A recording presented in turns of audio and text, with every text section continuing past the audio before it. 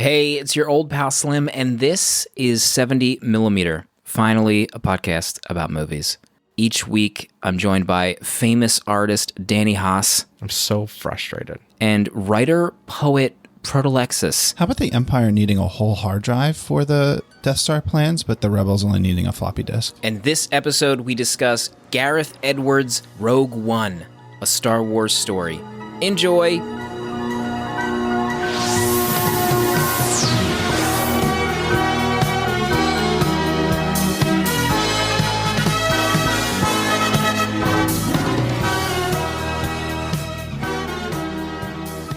I watched Willy Wonka and the Chocolate Factory with my kids. We tried to have a family movie night, and my kids get to pick 99 of the 100 things they watch in a week, and God forbid, me and my dear wife get to pick one thing. The torture that I put my kids through to allow me to choose what we watch. You would have thought I was sending them off to Siberia. But we got it on and we watched it. Man, what a ride. Still, what a ride. Gene Wilder. Rest in peace. Your review was seething. I'm going to read some of it if I may. I got to find it. I was cracking up this morning at my desk. Too good. While I was trying to work. I knew I needed to read this review. It was a long one. Hold on. I got to pull this up here. I got to scroll through a bunch. Is this the worst series of musical numbers of any movie? Good grief, they are so bad. There's a couple. I got to read most of this. I'm sorry, everybody, but this is an amazing review of Proto on Letterboxd. The outside world in this is so weird. It's pseudo-realistic, but you have 4 grandparents living 20 years in a giant bed in the middle of some shack, but it's also the 60s? How does Grandpa Joe not have muscle atrophy? Guy doesn't leave the bed for 2 decades, but when he does a musical number with skipping and dancing. Grandpa Joe, how about apologizing to your daughter and grandson who are slaving away their lives so you can waste away in a cot with the other degenerates? Good day, sir. That was really cathartic to write that, because I haven't written a review like that where I've been like seething, as you say. And that's like really, that's like my natural state. So it felt good to write that. Mm-hmm. I got to watch more movies that make me feel that way. I will say that the star rating on that movie, 3 stars from Proto. Yeah. A solid 3 stars. Yeah. I got around to watching Ford vs. Ferrari, finally. Oh. Rounded out the Oscars. And I really loved that movie. Yeah, it was really good. I didn't star rate it yet. I didn't write it down. I was about to say, did I miss that? Still working through it, It's got good performances. I think what I loved the best about it was the car scenes were absolutely amazing.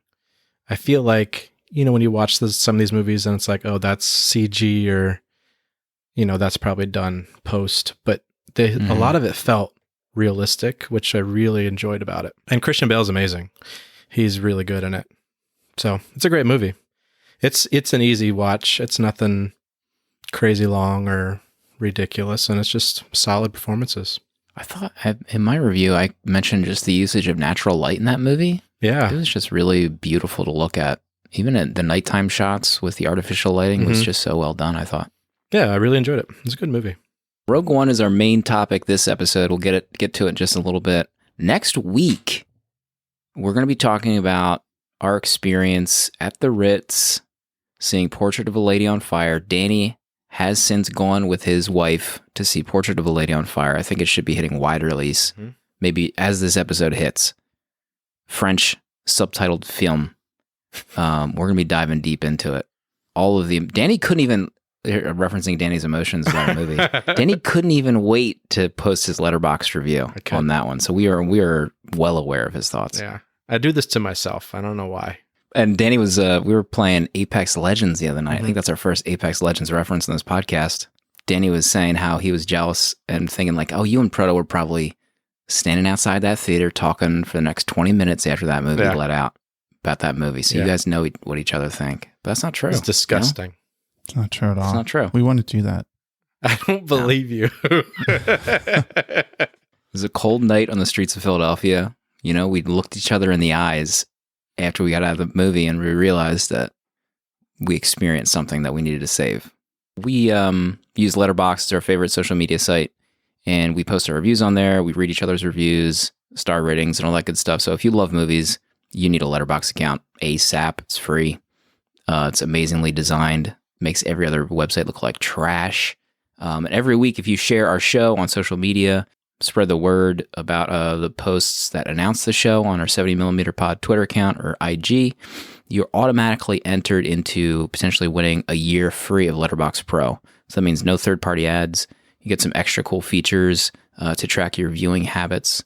And this week's winner is Hayden at TV_boy on Twitter. So congratulations to Hayden. Nice. You'll probably have a DM from one of us to get your deets. So share the show. I mean, you didn't have to do it. You didn't have to get up off your couch, and you just got a year for free. Mm-hmm. Congrats, Hayden. Congrats, Hayden. We have so many voicemails to get to that I kind of want to just jump into Rogue One already. The one thing I will say is I went through my movie watching this week. I finally was able to watch Honey Boy from Shia LaBeouf. How'd you like it? It's on Prime streaming. I was actually like in the middle area in the first half of the movie, but at the end there was just such beautiful writing that it brought me up to 4 stars on Letterboxd. Wow. Immense respect for Shia LaBeouf. I thought he was kind of a twerp for like maybe the last like 5 years doing his like performance art stuff. But this movie is essentially kind of like an autobiographical retelling of his life as a child actor with his dad and him kind of becoming his dad later in life. Apparently he wrote the movie in therapy and it was part of like his therapeutic sessions. Wow.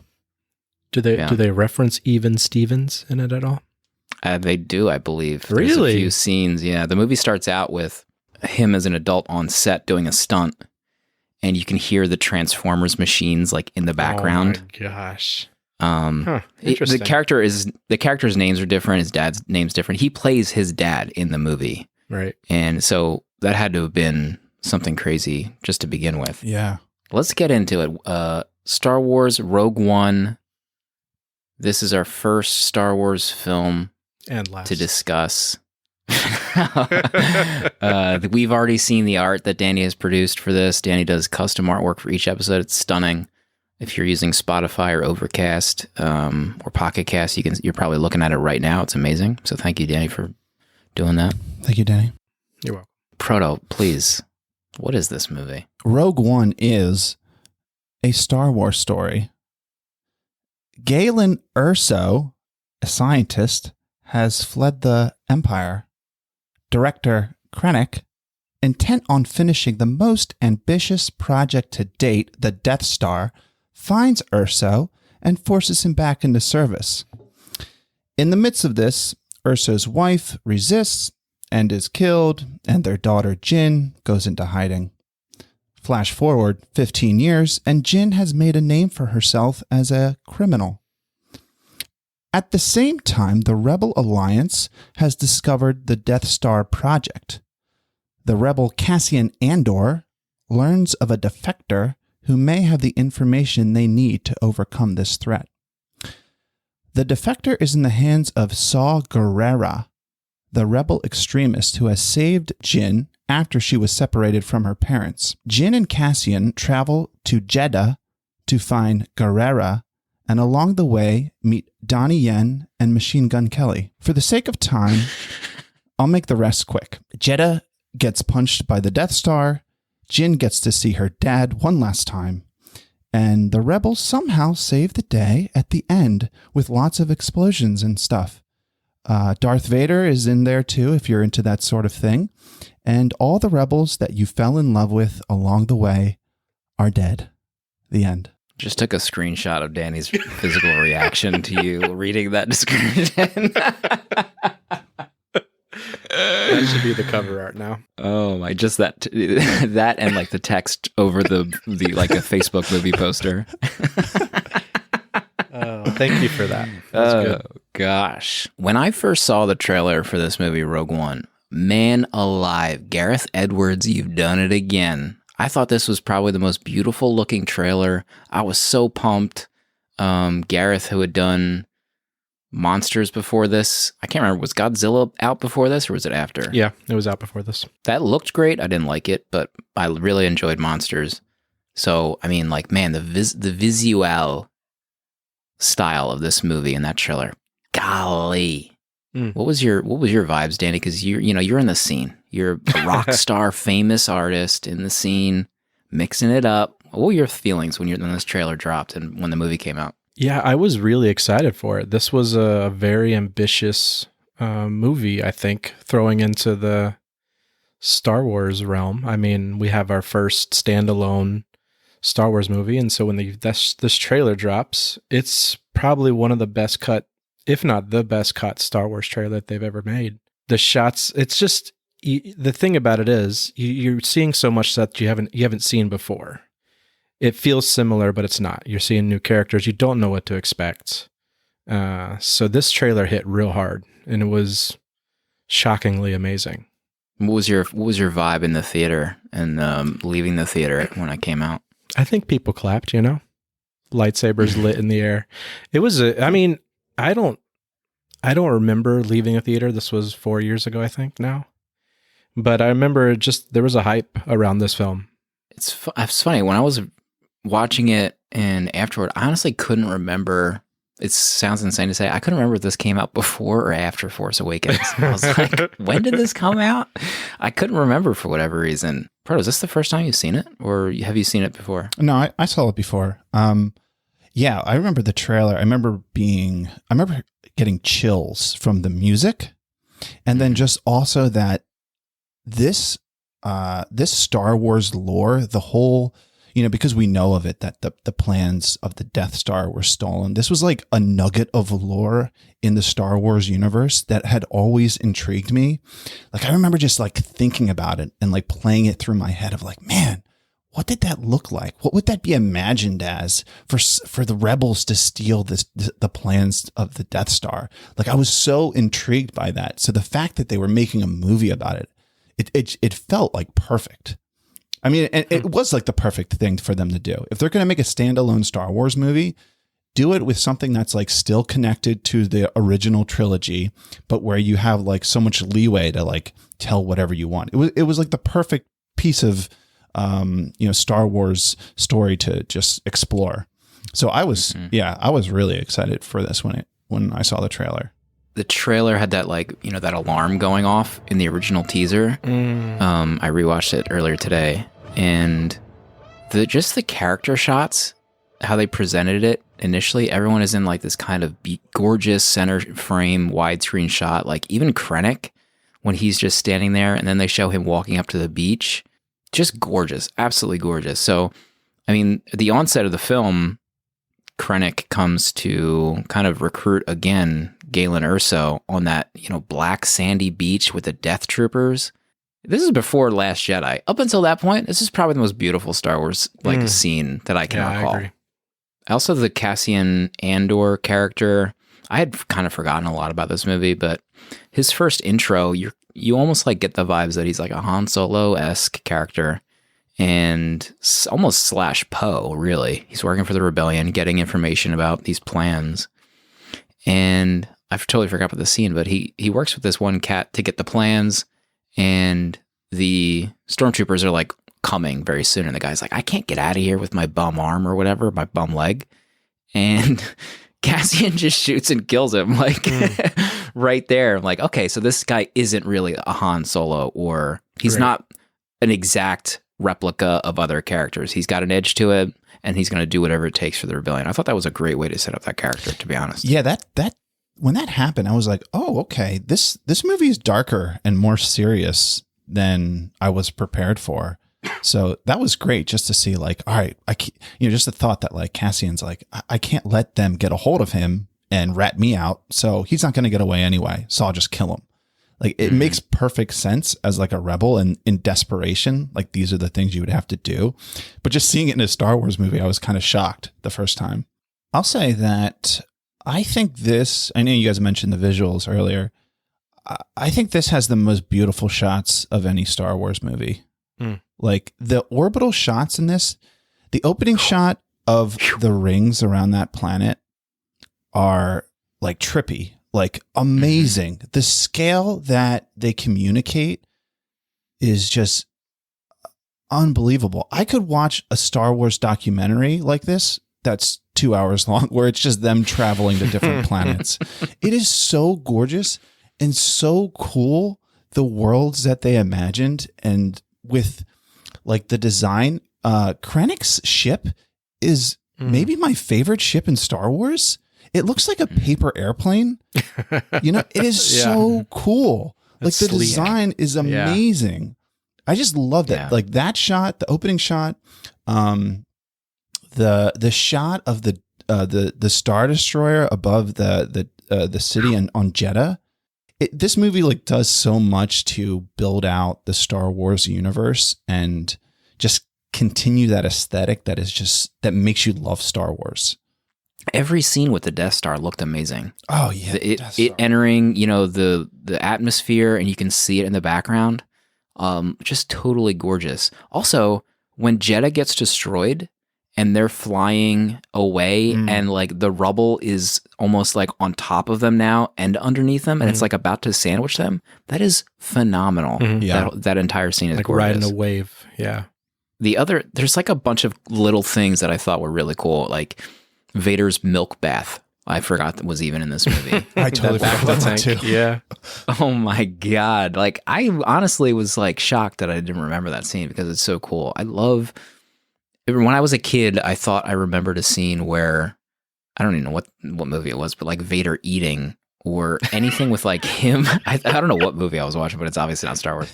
But like him just like sitting down and his mask not being on from the back view in his little egg. Yeah. Like, oh man, that's so cool. Like, what is that? I don't know what that is, but that's awesome. Like that milk bath reminded me of that a lot. Also, the Citadel, the design of the Citadel, the archives. Holy smokes! Just that entire planet. Like, God, I want to kiss those designers on the lips. Gareth, yeah. I love the design of the tape drive that she had to steal. On this distant planet where it still looked like a hard drive with the almost the diskette design on the back. One thing about this movie, I like this much more this time than the first time. And I think it's because like I went in with different expectations the first time. I gave Rise of Skywalker 5 stars. And I did that because I kind of said like, this is a Star Wars movie.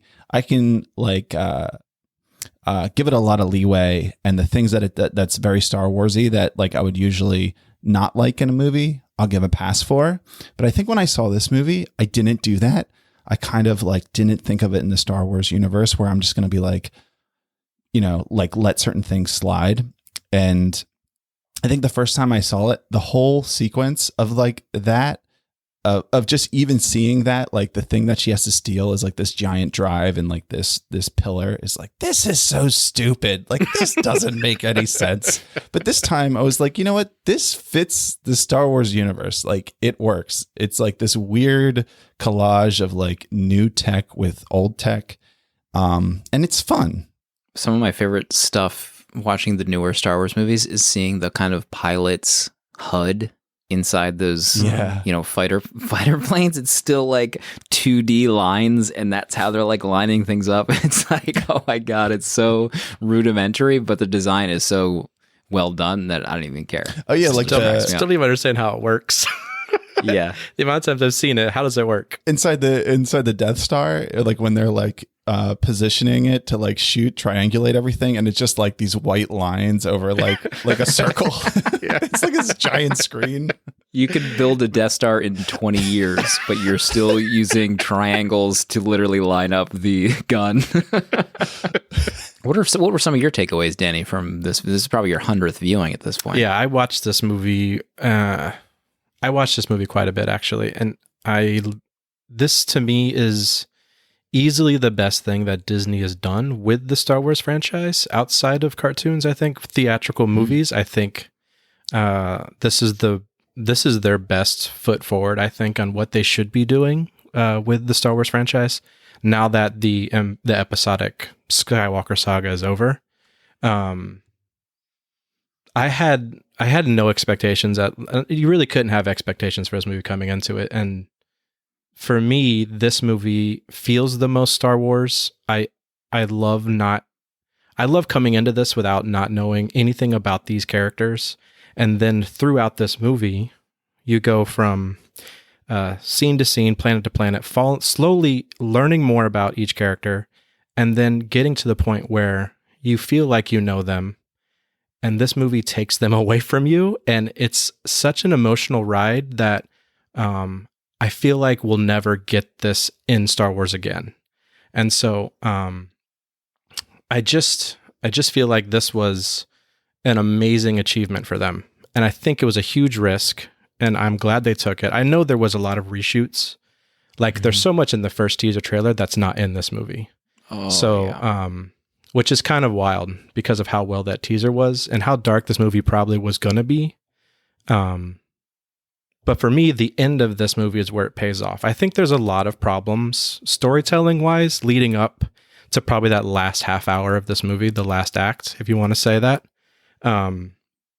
But it's Star Wars. So it's like a lot of stuff is vague most of the time.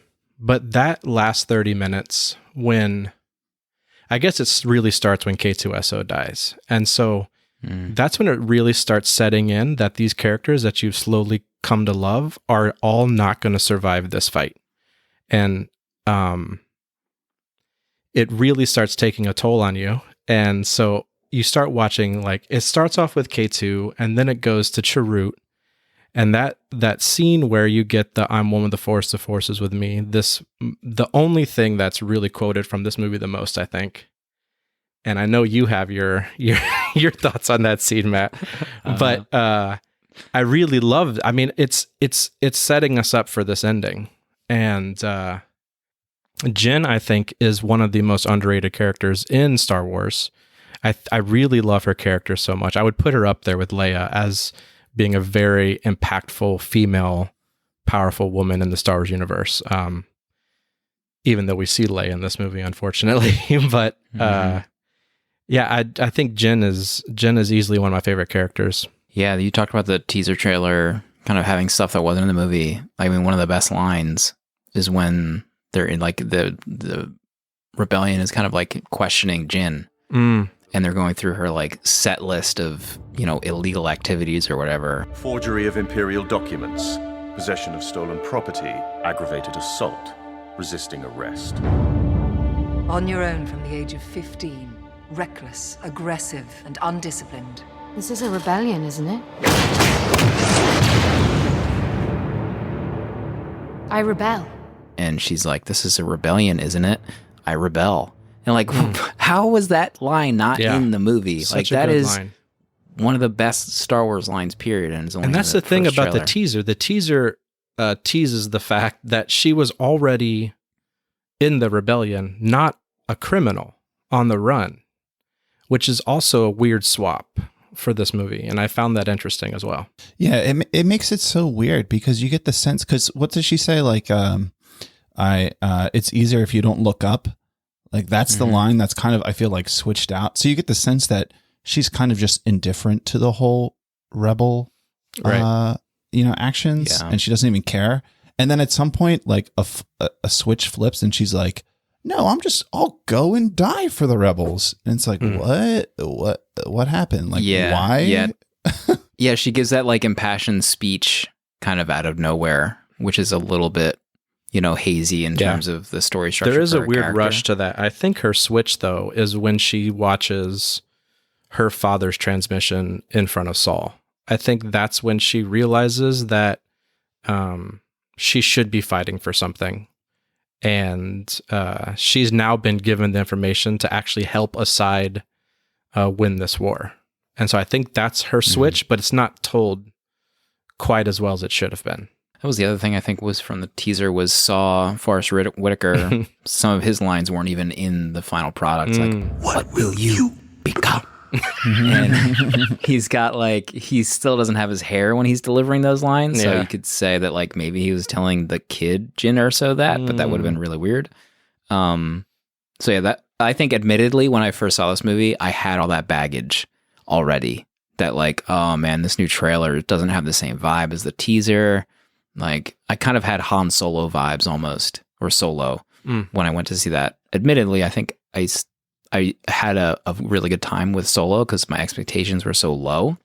But yeah, I do wish they would have kept that line in from the teaser. And Bodhi's death, the cargo pilot who defects, was just kind of to align with my war comment. His death was like really shocking to me when he like set everything up to transmit or get the shields down and he explodes pretty much like right away. That was cool. But yeah, you referenced some of the Donnie Yen stuff.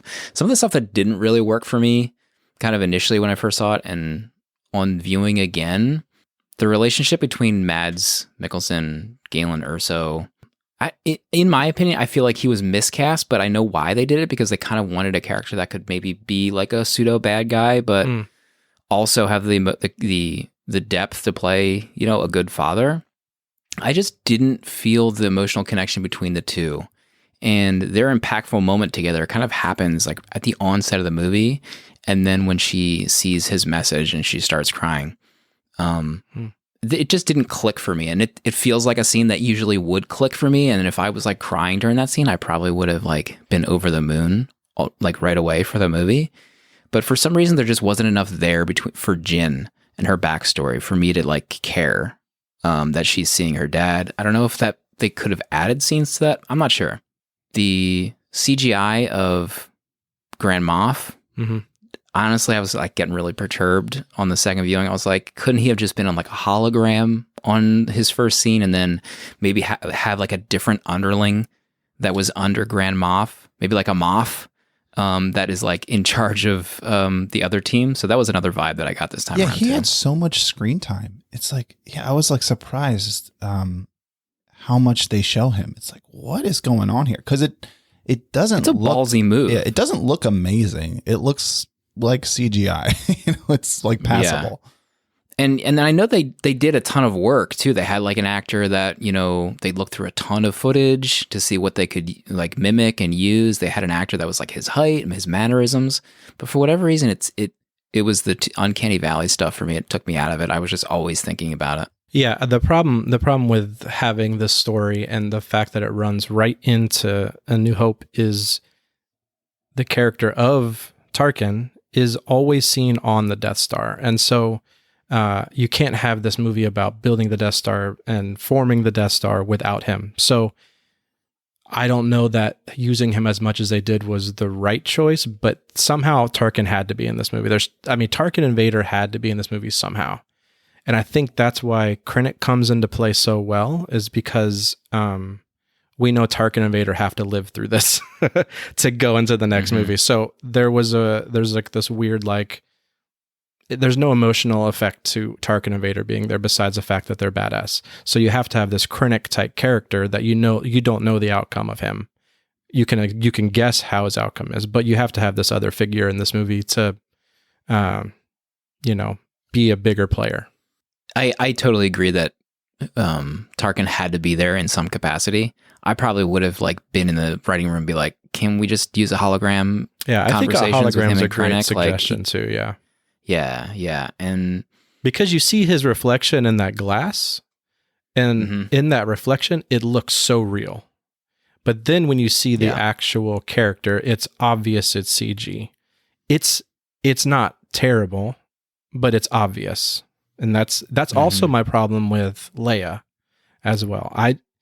There's such a perfect shot at the end when they give her when they open the door to the Tantive 5 to give her the disc with the Death Star plans on it.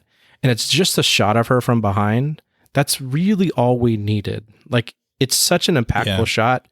We didn't need her to turn around. It felt wasted, and then it felt like not Carrie. And that's another gripe I kind of have with this movie. I look past it because of how much I love this movie, but it's just not needed at all. Not with how it was already filmed. How about the Empire needing a whole hard drive for the Death Star plans, but the Rebels only needing a floppy disk? So I love the visuals in this. I think like the orbital shots, the landscape is gorgeous. But man, the action sequences to me just fall so flat in this movie. Really? Like everything is great to me up until the like first action sequence on Jeddah in the city, where I felt like I was watching an action sequence from like The Mandalorian. Like this looked like it was like made for TV. Like wow. Interesting. It to me, it's so jarring. Like it drops in quality so much that I'm just like, ugh. Which scene? I don't even remember the That's action where scene they on Jeddah. see The tank Donnie rolls Yen, through the town. the tank, and Oh, okay, yeah. She I guess saves that like the child. contained small town action stuff. yeah, that. But I mean, to me, even the fight on Scarif is just like a snooze fest. I'm just like so bored with this, and maybe it's the mixture of the fact that they have this like super convoluted, like all these impossible things that they have to accomplish to make this happen. So first, the Rebel Alliance decides, let's not do this thing. But this one ship decides to go. And then they're like, oh, this one ship decided to go. Okay, let's all go. So they all go. And then they get on the planet, and I guess the Empire is just like completely inept to handle anything. And it's not like a little outpost. It's a whole like Imperial base with hundreds of troopers there, but like this small ragtag force like overcomes this. And not only that, like the whole thing with like the master switch. I mean, like, come on, like why? To me, it's like, all right, it's Star Wars, right?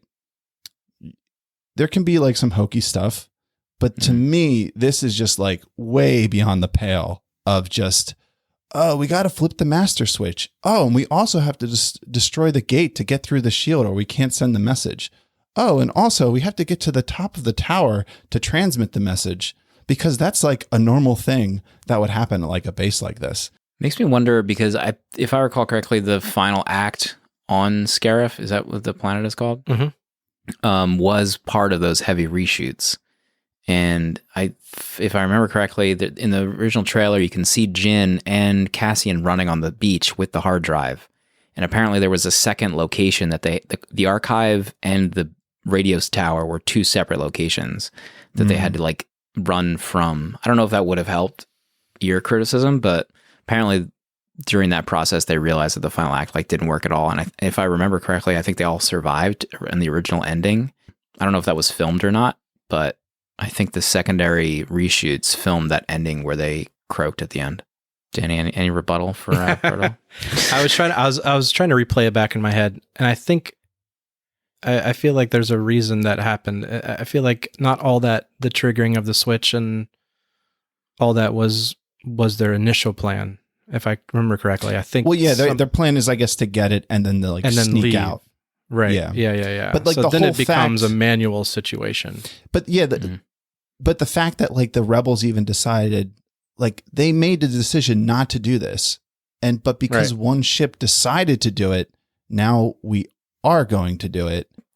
I'm not that I would ever position myself in a way to defend Rogue One, but I feel like I might have to try here. I think the rebellion only comes in because they have been informed that they have the plans. I don't think they like go all be deep just because they're on the planet, right? Don't they like, oh crap, we just got a emergency transmission. They have the plans. They need help. Let's go. Let's try this now. Yeah, I remembered like they run that, like there's that guy who runs over to them to tell them that the rebels are at Scarif. I don't remember if it's because they have the plans or not.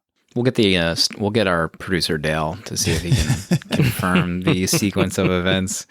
Yeah, I can't think of it right now. The other parts that just didn't connect with me. Forrest Whitaker playing like oddball characters just for whatever reason irks me. So the Saw character has always kind of grinded my gears. And I didn't watch Clone Wars or Rebels when I first saw this movie, so I actually have kind of like additional backstory for the Saw character, which I enjoy. But it also like makes me, I actually really thought that Saw he's an extremist in the show. He becomes an extremist eventually. But I feel like don't these people know that he's like almost borderline psychopath at this point? Like he did some not great things in Rebels. I would have prepared them a little bit more outside of he's an extremist. Like, I don't know. I guess maybe that is the definition of extremist, and you should go in kind of anticipating that stuff. But that was just kind of some of the stuff with Saw, which I appreciated the backstory now that Clone Wars and Rebels have given me. And of course, the Donnie Yen stuff. It's the same kind of like, this is just like a weird thing that I have.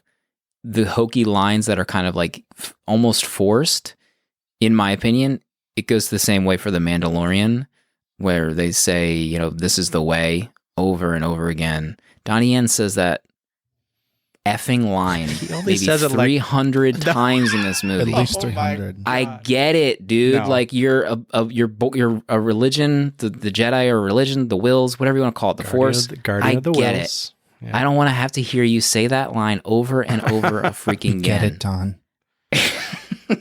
Like, I don't know. I've started watching Ip Man for the first time ever, which I really appreciate. But man alive, if I don't just want to strangle Donnie Yen during this entire movie.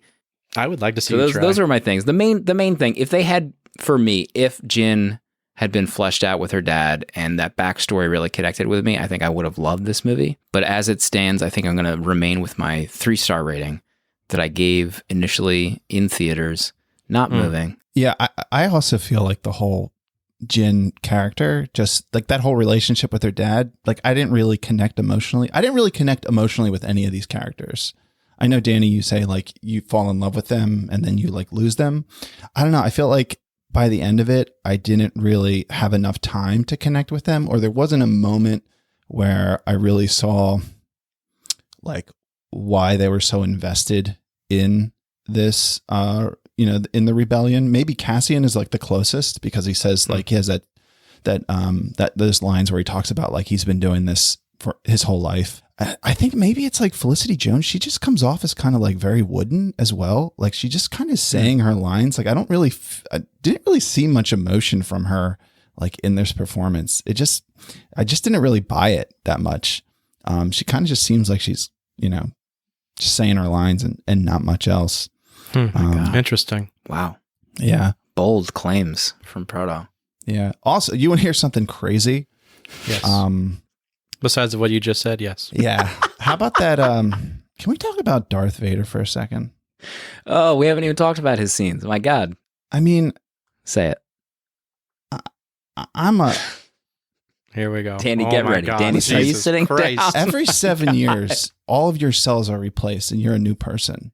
So I am not the person I was the first time I saw this as like, a 5-year-old and being in awe of Darth Vader.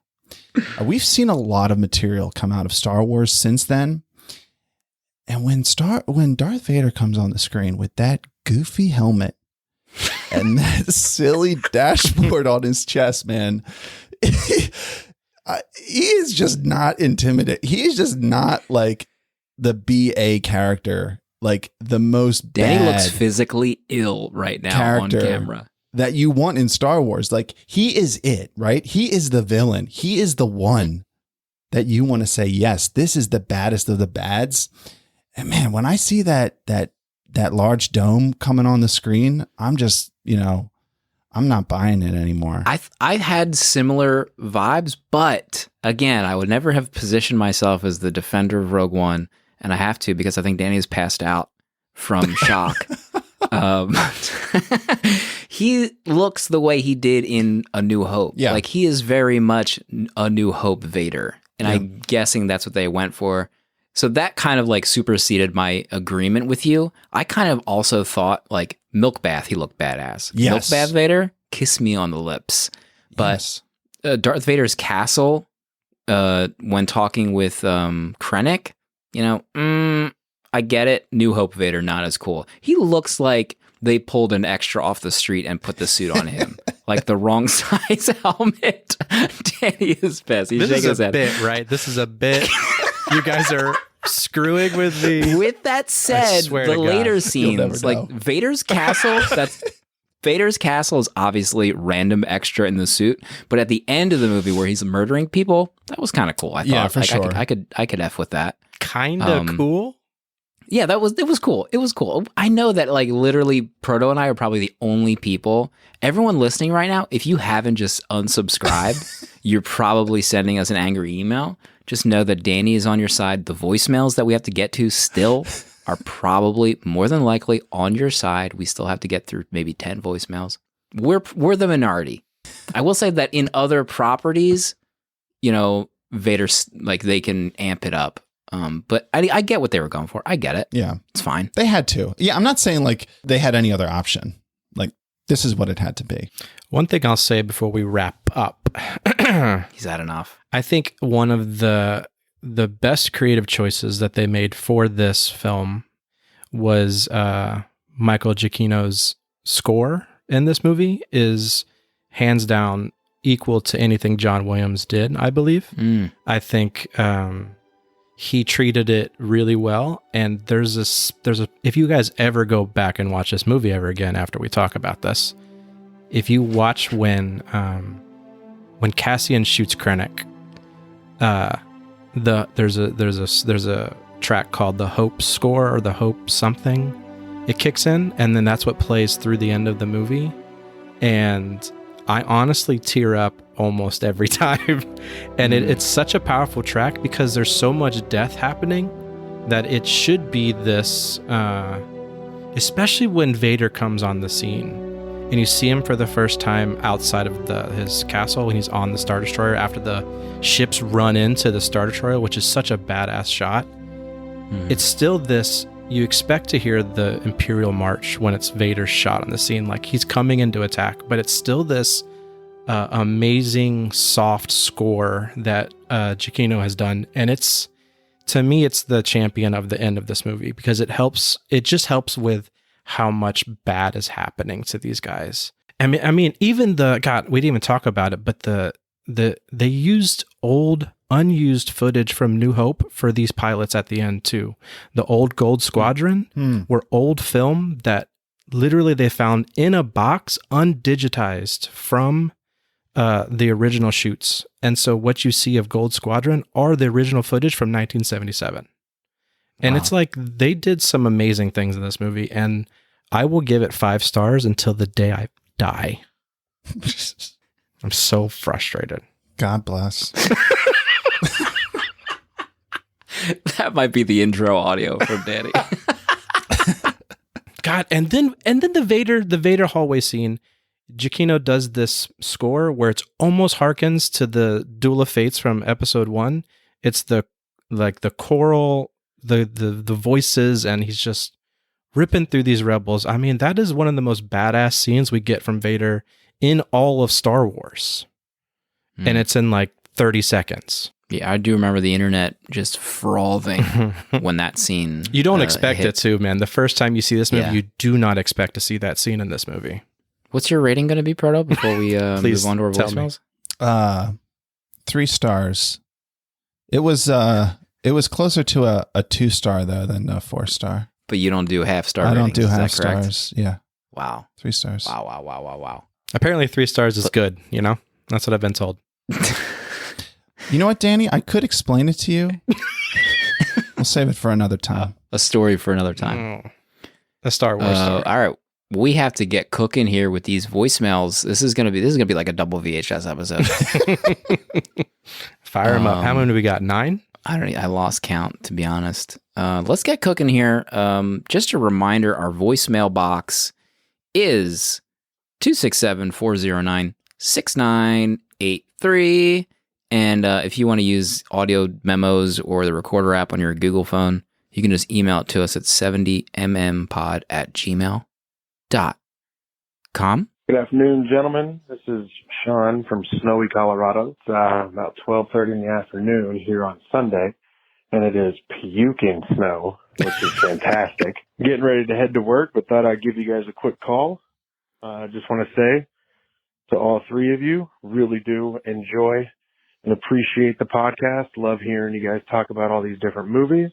This week's movie would be Silence of the Lambs. That movie, when I was younger, scared the crap out of me. Can I say crap on here? Well, I've already said it twice. So hopefully it gets in there. What a remarkable performance by everybody in the movie. such an in-depth movie. And again, when I first saw it when I was younger, totally scared me. A couple of other things real quick. We talked last time about me having several pieces of Danny's art. Danny, shout out. I just want to say thank you for the art. I just recently picked up your lithograph of The Child. Can't wait to get that in. Oh, my favorite pieces are your half and half. I'm a huge Iron Man fan, so of course I've got the Tony Stark Iron Man half and half and the Civil War Captain America Iron Man half and half. So that is fantastic. I hope someday to be able to meet you in person, maybe at one of the Epcot art festivals. That'd be awesome. Proto, just want to say, totally awesome hearing you give the synopsis for the movies every time. Love it when you chime in with everything. You guys are doing great. And Slim, since last time I said this is the first podcast I've ever had, possibly you can give me some other recommendations. Ooh. Maybe something you guys have done before or something you guys are in. Because, again, I do enjoy listening to you guys. As it is, it's time for me to go. I just want to say, continue the great work. Can't wait to hear this review for Silence of the Lambs. And I'm definitely looking forward to next week because I want to hear Danny talk some Star Wars with Rogue One. Y'all have a great one. Y'all keep it up.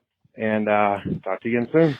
Bye. Obviously, that voicemail came in Sunday night, so it didn't quite make the Silence of the Lambs recording, but great hearing from Sean again. Thank you, Sean. Thank you for the support. I love you. Other podcasts. Do you like Tom Cruise? An Interview with a Podcast Vampire is a podcast that I've been known to co-host. We're doing a retrospective on the filmography of Tom Cruise. So that's my suggestion. You want to talk about chemistry? Oh, you guys want to talk about chemistry? Man, the things that Slim Dale _A and Jonesy Loves Beer have created. Yeah, it's magical. It's like you pour their essence, all three of them, into a jar, like a mason jar. You can just stir it up, and you're just going to drink it down that whole episode. It's going to soothe your soul. It's like a milk bath. Podcast milk bath. Danny was just at Epcot for about 6 months at the art festival, working every day.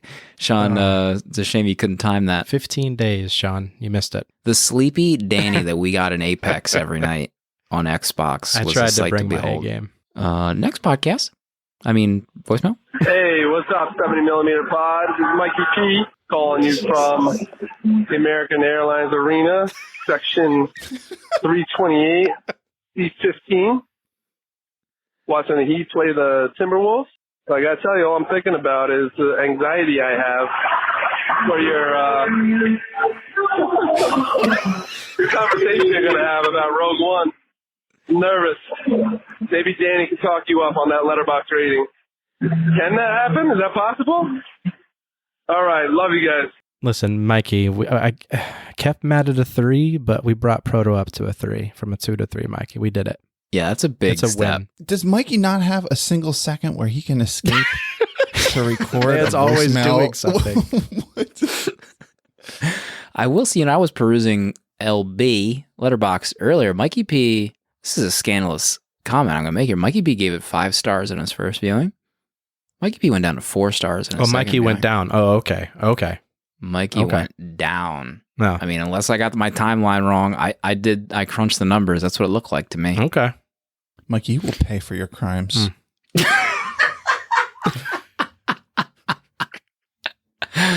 Next voicemail. Hey, boys. It is Sam calling to you from an airport. So if you hear whimsical music behind me or chatter, that's what's going on.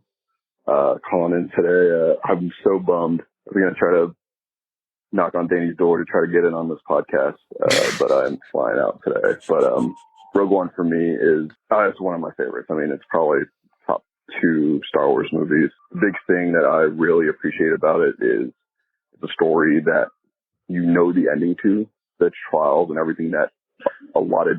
I just want to pause it real quick. It sounds like Fam is on a toilet in the airport and he's like whispering into the phone as he leaves his voicemail. That's I'm pretending. People had to go through to even get the plans for the Death Star sent was huge. And you didn't know these people insanely personally. You get like the snippets of them, but just enough backstory and stuff to feel about their character that when they die, it means something, and that all these dominoes had to fall correctly in the right place at the right time for all this to happen.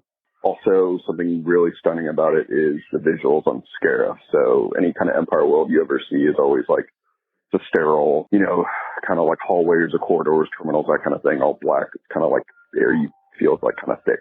They're literally on a tropical island, ocean, blue water, with stormtroopers, and then it just turns into war. And then also the ending scene, the one that really hit me was the ending scene with Vader down the corridor. So I actually watched this with Danny in a theater, and God. when that lightsaber hit, you just heard like, and just the air, just everybody just inhaled, and like we were just frozen for a minute because you never get to see Vader do what he infamous of doing, just a great fighter, like in any of the movies. You see it in the Clone Wars, that kind of thing, but that's cartoons, which I love Clone Wars too, but like you don't get to see it.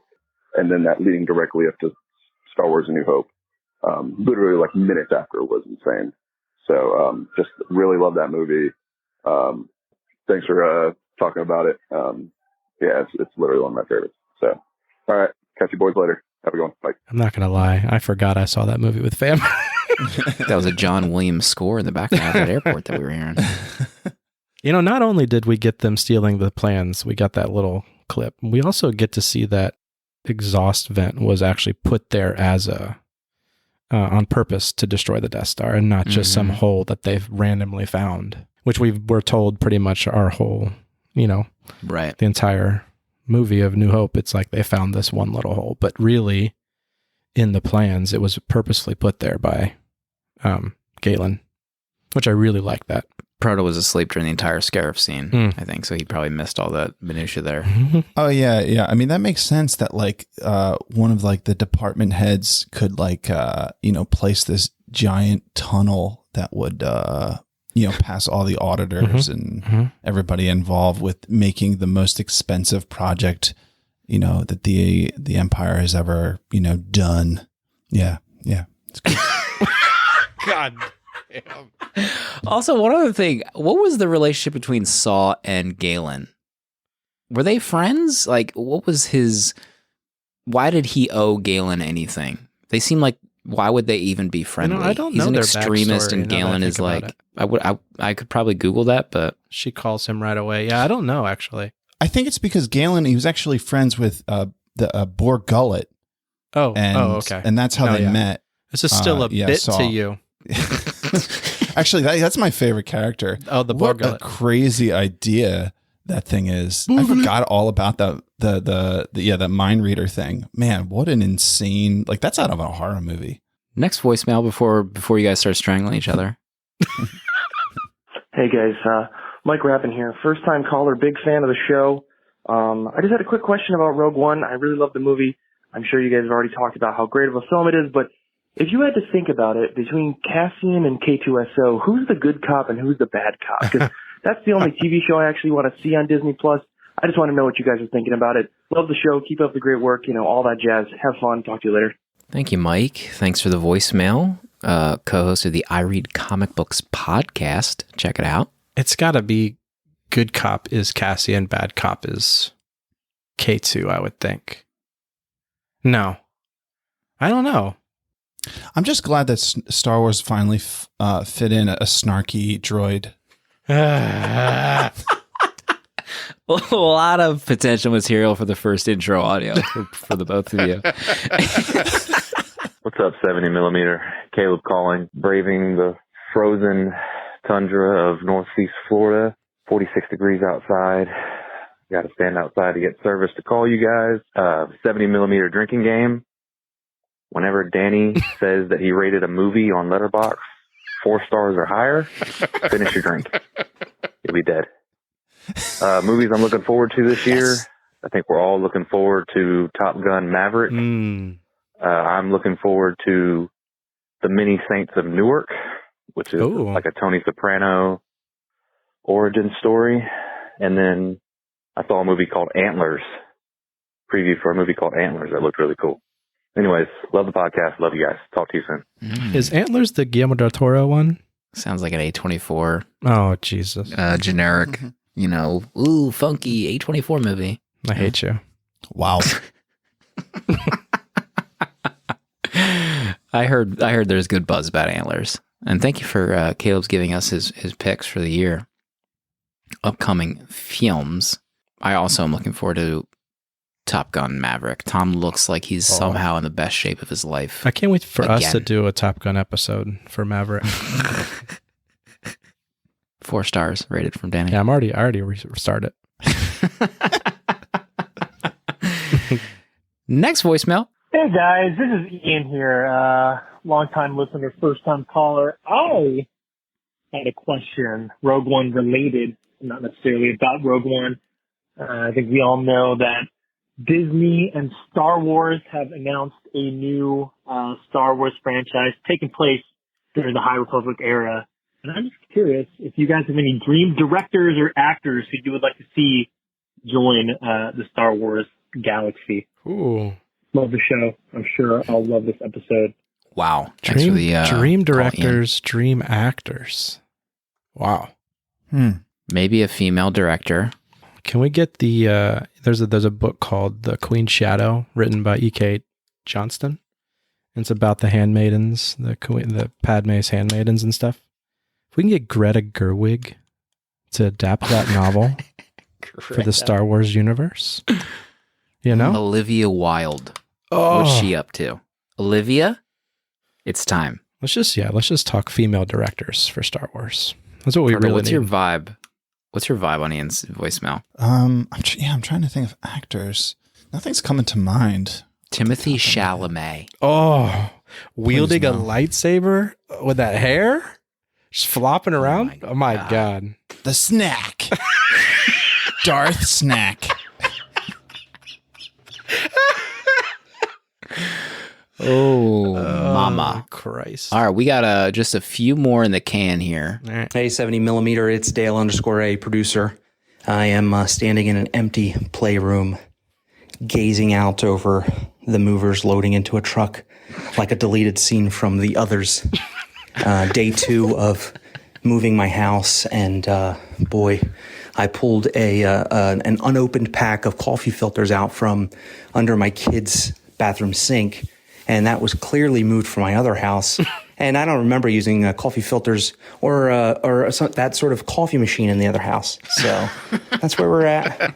I know I only seem to call on the weeks where I haven't seen the movie, but guess what? I haven't seen the movie. I love you guys. Bye. Producer Dale calling in mid-move. He hasn't seen it. Wait, Dale has never seen Rogue One? Is that what he was trying to communicate? We need to get him on. He has not seen it. Wow. I mean, we're living in a renaissance for Dale right now. Producer Dale, he's been watching a ton of movies this year. Since we've all essentially ridden the letterboxed horse, and there was a period of time where he's behind the 8 ball for a lot lot of films. Now That's interesting because I just saw him buy a ticket for Friday the 13th, a movie he's probably seen 100 times, and he still hasn't seen Rogue One. Yeah. Drag He's him. getting so salty hearing you say that right now. Oh, on he's his licking his lips right now. CarPlay Overcast app. Yeah. Old Pro. F me, right? Thanks for the call, Dale. Hey, this is Andy from Orlando, Florida. And whenever the subject of Rogue One comes up, I have to be aware of my surroundings because I'm definitely in the minority. I do not get why people like this movie. Whoa. I found it pretty boring. The end, sure, there's some really cool action shots. It's, some pretty cool moments. Of course, that Darth Vader scene at the very, very end is amazing. But other than that, I just don't get it. I don't know why people rave and appreciate it as much as they do. So that's my quick opinion on Rogue One. Wow. It's taking everything within me to not stand up and do the Arthur Fleck dance right now.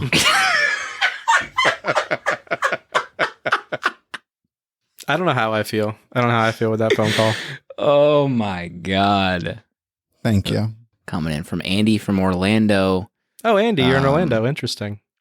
Whatever potential Meet me meetup. outside. Meet Danny outside of his home right now. I was 15 days at Epcot, Andy. You could have come see me. Last voicemail coming in. Hey there, 70mm podcast. This is your friend Timothy calling from Burbank, California, where it is a pleasant 81 degrees, the sun is set, and I have a few moments to share my thoughts on the movie Rogue One. Ever since reading the opening crawl of Episode 4, where it states the rebels had just won their first victory over the Empire and stolen the plans to the Death Star, I've wondered what that would be like. And this movie delivers that, and it didn't disappoint.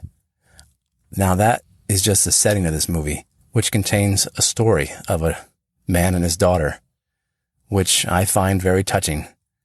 Now, this man is probably irredeemable and undeserving of his daughter's love, but I think that's something we can all identify with sometimes.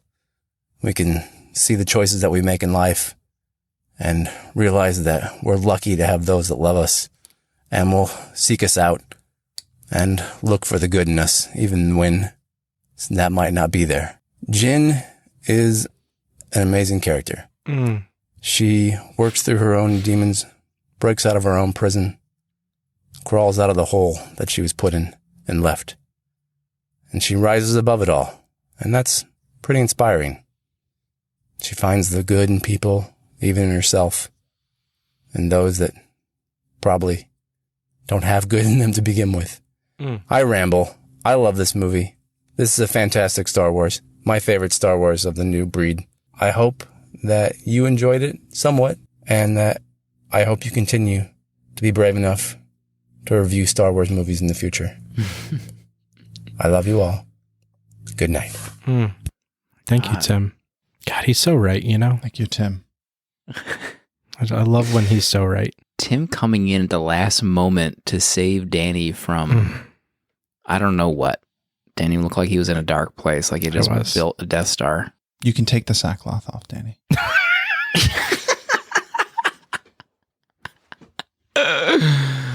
Oh, mama. Danny, how do you feel right now after that Tim voicemail? You know, I feel redeemed.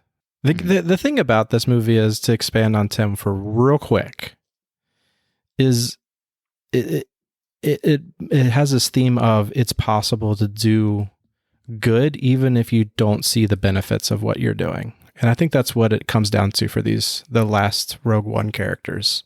Like, they literally fight to the death for a cause that they will never see the final results of. Like, they'll never see the Death Star destroyed because of their actions. And so I think that's a powerful message in the Star Wars universe.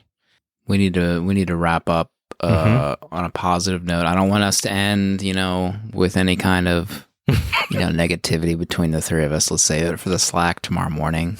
We'll duke it out in Slack. Nothing can separate us, though. That's true. Thanks, everyone, for your voicemails. Next week, it's a big one. Portrait of a Lady on Fire. Oh. I don't even know how to describe it outside of it's probably wide release.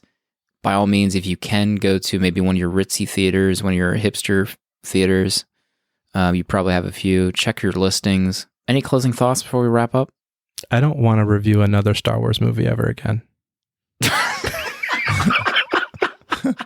Proto just recently watched them all, didn't you? Didn't you just go through and watch the majority of them recently?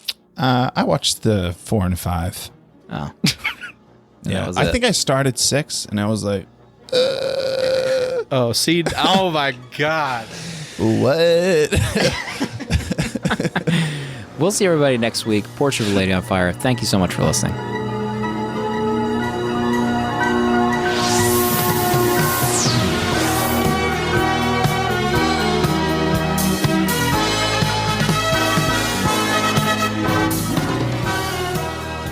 '70mm is produced by Dale_A and sponsored by Half Double Design. Original artwork provided by Danny Haas. Spiritual guidance provided by Protolexis. This episode was mixed and edited by myself, Slim. Special thanks to the good people at Letterboxd for a chance to win a pro Letterboxd account. Share the new episode post every Monday on Twitter or Instagram. Connect with us on social media under @70mmPod and follow along using the links in our show notes. Goodbye.